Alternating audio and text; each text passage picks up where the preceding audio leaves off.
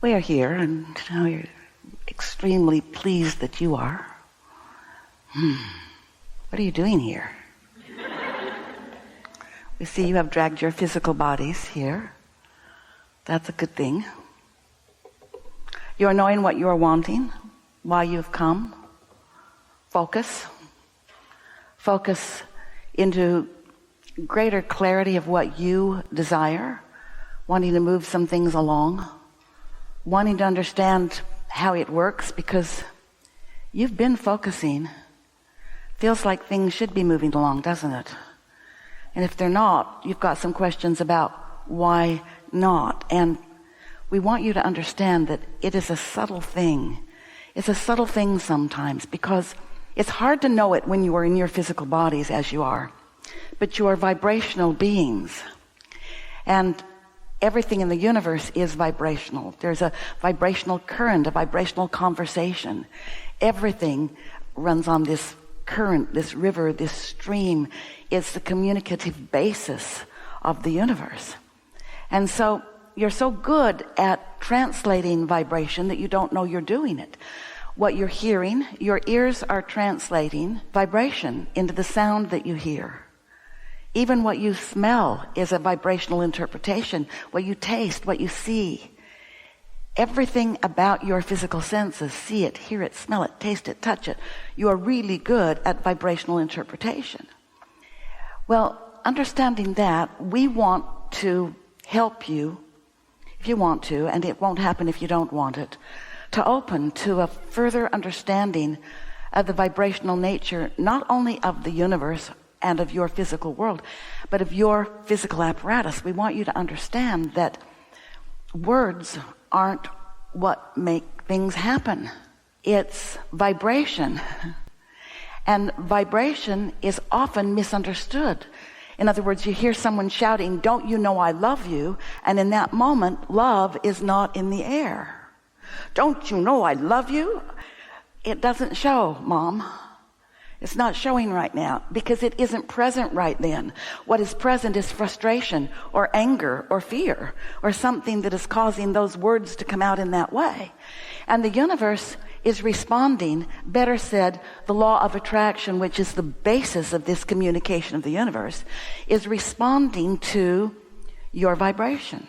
While the law of gravity and the law of attraction are not the same, because the law of attraction is based upon your vibratory output and all of that, of all of the universe.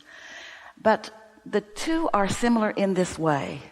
You understand that there is a field of gravity on this planet, which of course is about its relationship to the other planets and its movement, the speed with which it moves. In other words, it's a lot of things that if you had time and Esther had words, we could talk about that don't matter nearly as much. But you understand the field of gravity. If you understand the field of gravity, you understand the field of attraction. It's constant. It's constant. It's always operating. So you don't expect gravity to behave differently for you than somebody next to you. You don't step off a building and expect to go up. You know what this field of gravity is going to do in relationship to you. As long as you are within the atmosphere where the field of gravity is happening. Well, the field of the law of attraction is happening universally, is happening everywhere. And what that law says is that when you offer a vibration, sometimes your words match your vibration, but sometimes they don't. When you offer a vibration, the law of attraction matches your vibration. What comes to you matches your vibration. And so the subtlety of becoming a deliberate creator and being all day, every day, or most days, most of the time, feeling the way you were meant to feel or you meant to feel when you decided to come to earth and be in this body, you said, "I will go and I will explore and I will discover." And you knew, this is the physical you, I am worthy. You knew you weren't here coming to prove anything or to fix anything. You knew you were here to create, to expand, to explore, to become more. And you knew that the others were here same, to also sift through life and come to your important personal preferences.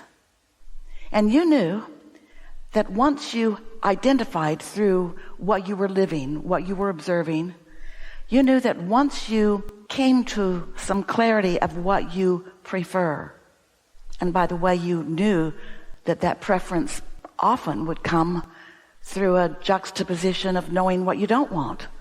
It's like two ends of a stick. When someone's rude, do you have to have someone explain to you what the absence of rudeness feels like? When they're rude, you know, you want, what is it? Well, how do you explain what it is? There aren't really enough words to explain.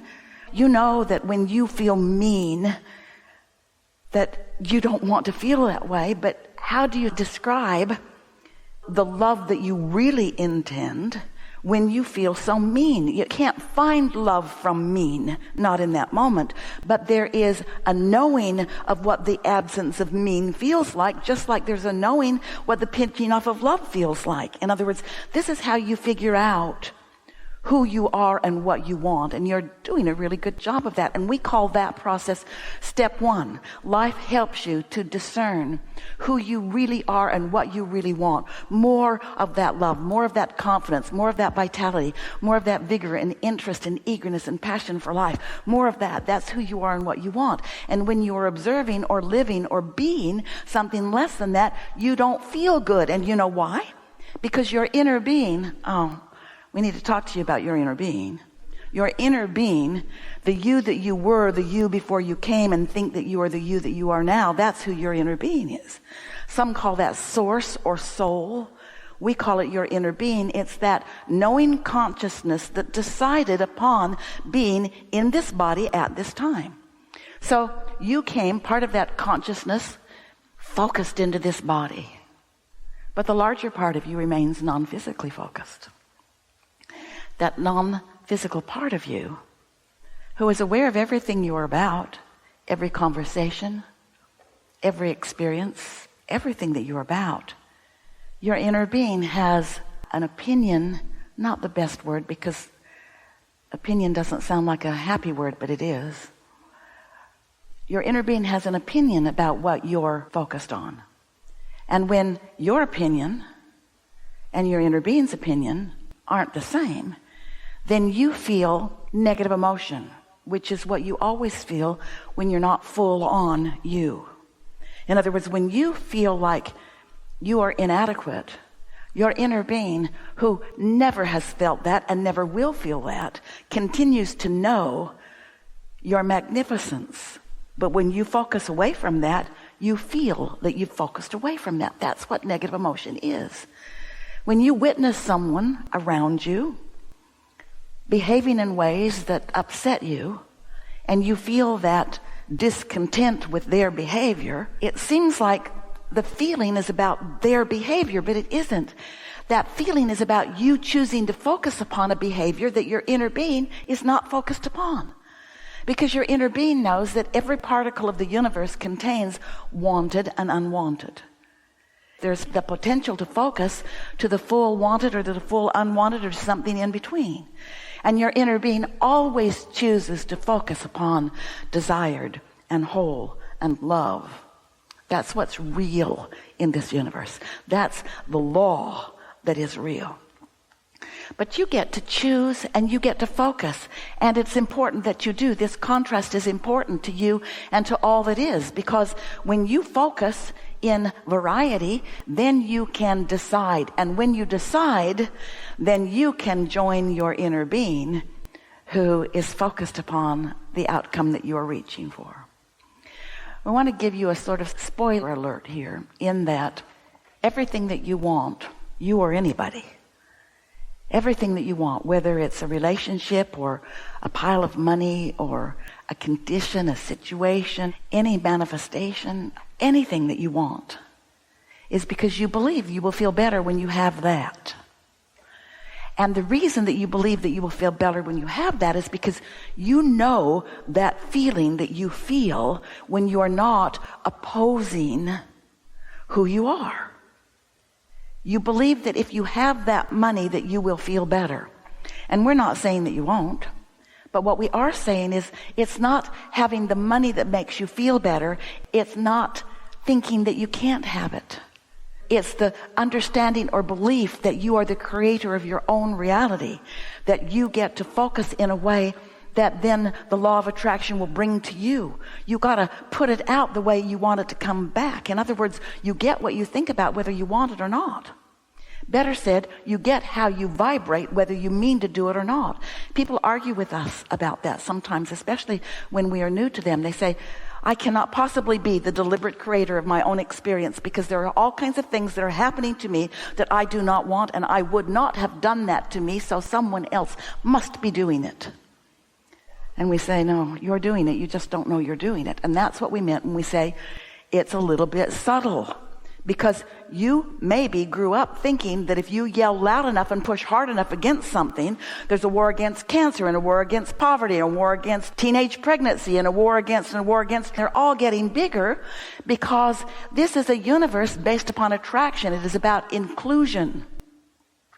So when you give your attention to it, even when you shout no, you are including it in your vibration, and the law of attraction brings it to you to the degree that you are including it, to the specificity that you have been choosing as you've been moving through your life experience.